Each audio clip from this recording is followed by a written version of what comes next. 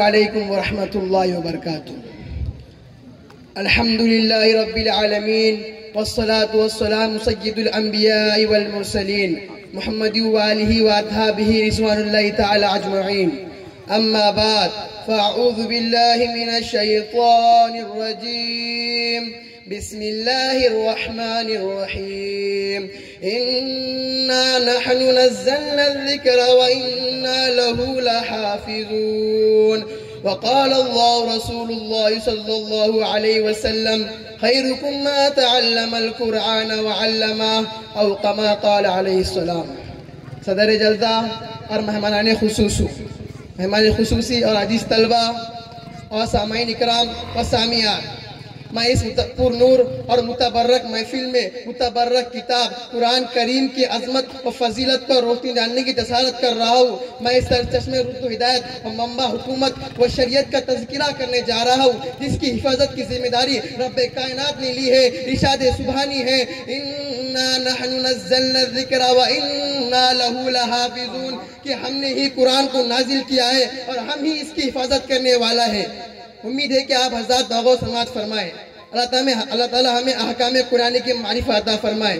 جب اہل مکہ نے قرآن کریم کو کلام اللہ کے خطاب سے نہیں نوازا اور معجزہ ہونے کا انکار کیا، اس کتاب کا انکار کیا جس کے بارے میں ارشاد ربانی ہے لا ریب فی، اس میں کوئی شک نہیں، تو رب کائنات نے تمام فصحائے عرب و بلغائے عرب سے ایک تحدید اور چیلنج کیا کہ تم ایک دو نہیں بلکہ سارے مل کر اس قرآن کی جیسی ایک چھوٹی سی آیت بھی نہیں پیش کر سکتے. اگر تم اپنے قول میں صادق ہے تو لا کر دکھاؤ. قرآن نے اس طرح نقشہ کھینچا وَإِن كُنتُمْ فِي رَيْبٍ مِّمَّا نَزَّلْنَا عَلَىٰ عَبْدِنَا فَأْتُوا بِسُورَةٍ مِّن مِّثْلِهِ. اگر تم لوگ اس چیز میں شک کرتے ہو جو ہم نے ہمارے بندے محمد صلی اللہ علیہ وسلم پر نازل کیا ہے تو تم اس کی جیسے ایک چھوٹی سی صورت پیش کر دو. تمام فصحائے عرب لاکھ کوشش کرنے کے بعد کچھ اس کا اظہار کیا. جب امر القیس جو عربی کا بہت بڑا شاعر تھا، جب اس نے انا اعطیناک الکوثر کی صورت کو باب کعبہ پر دیکھا تو پکار اٹھا خدا کی قسم یہ کلام کسی بشر کا کلام نہیں ہے. برادران اسلام، آئیے میں آپ حضرات کو قرآن کی عظمت سناتا ہوں. جب کسی آدمی کے بارے میں یہ انداز لگانا چاہیے یہ عاصی ہے یا نیک بخت ہے یا صادق ہے یا قاضی ہے تو اس کے متعلق ہی میں ڈالتے ہیں. اگر وہ صحیح ہے تو وہ شخص بھی صحیح ہے، اگر اس کے متعلقین بد ہے تو وہ شخص بھی بد ہے. آئیے ایسے ہم قرآن کی فضیلت پہ نہ ڈالتے ہیں. ایسے اگر ہم قرآن کی رفعت پہ نہ ڈالیں، اگر قرآن کی عظمت پہ نہ ڈالیں، اگر قرآن کی برکت پہ نہ ڈالیں، اگر قرآن کی اہمیت پہ نہ ڈالیں، اس سے پہلے ہم قرآن کے متعلق ہی پہ نہ ڈالتے ہیں. تو سب سے پہلے دیکھتے ہیں اور سب سے پہلا تعلق نظر آتا ہے رب کائنات کا جو مصدر قرآن ہے، خالق و جہان ہے، مالک و رحمان ہے، صاحب ایمان پر بڑا مہربان ہے. یہی ہمارا ایمان ہے. جو اس کا منکر ہے وہ شیطان ہے. کلام الملوک کی ملک الکلام، بادشاہ کا کلام کلاموں کا بادشاہ ہوتا ہے. لہذا پتا چلا کہ قرآن سب سے عرفہ ہے، قرآن سب سے اعلیٰ ہے. قرآن کریم کو دوسری کتاب و فضیلت حاصل ہے.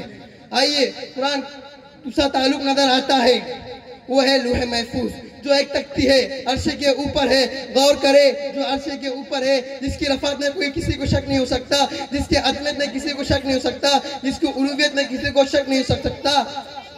اعلیٰ و عرفہ مقام کے لیے اعلیٰ و عرفہ مقام تجویز کیا گیا، وہ لوح محفوظ ہے.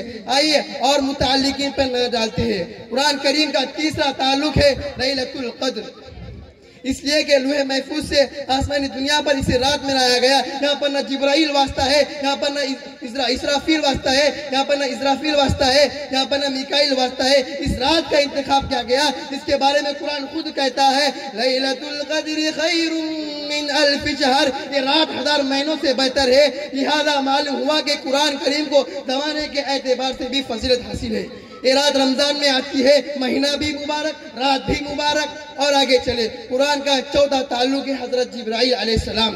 جو سید الملائکہ ہے، جس کو تمام فرشتوں فوقیت حاصل ہے، جس کے بارے میں قرآن کریم نے رسول کو خطاب کیا، قوت والا، خدا کے عرش کے مالک کے پاس درجے پانے والا، جس کے بارے میں قرآن نے کہا ذی قوت عند ذی العرش المکین، سب کا معنی ہوا، وہاں کا معتبر کہا اس فرشتے کی فضیلت میں کوئی شک کر سکتا ہے؟ جس کو قرآن نے عزت والا قرار دیا، جس کو قرآن نے قوت والا قرار دیا، جس کو قرآن نے خدا کے پاس درجے پانے والا قرار دیا، جس کو قرآن نے پیکر امانت قرار دیا، اس کو قرآن نے پیکر امانت قرار دیا۔ میرے دوستو بزرگوں، قرآن ایک دستور قانون ہے، ایک جامع قانون ہے، تمام علوم کا گلدستہ ہے۔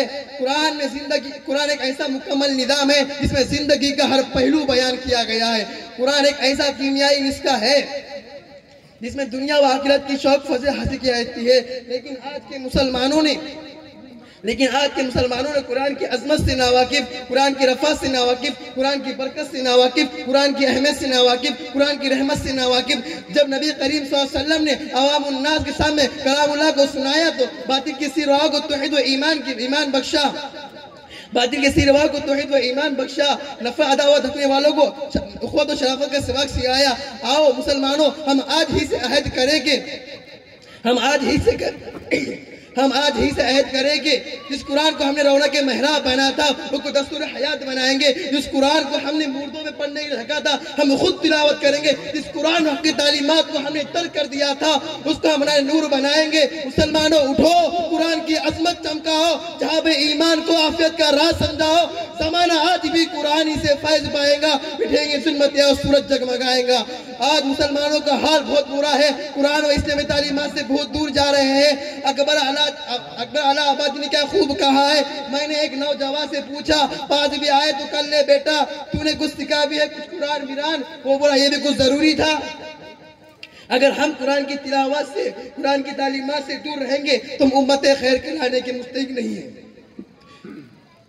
امت خیر اور اس میں سے بھی بہترین شخص وہ ہے جو قرآن سیکھتا ہے اور قرآن سکھاتا ہے۔ مشکاۃ شریف کی حدیث ہے، عثمان غنی رضی اللہ عنہ فرماتے ہیں کہ نبی کریم صلی اللہ علیہ وسلم نے ارشاد فرمایا خیرکم من تعلم القرآن وعلمہ، تم میں سے بہترین شخص وہ ہے جو قرآن کو سیکھتا ہے اور سکھاتا ہے۔ لیکن آج کے مسلمانوں کے لیے پریشانی اور مسائل اور ذلت و زوال کا سبب یہ ہے کہ ہم نے اسلامی احکام سے بے اتنائی برتی، قرآن تعلیمات کو اپنا دستور زندگی نہیں بنایا، اسلامی تعلیم و معاشرت کو اپنا رہبر نہیں بنایا۔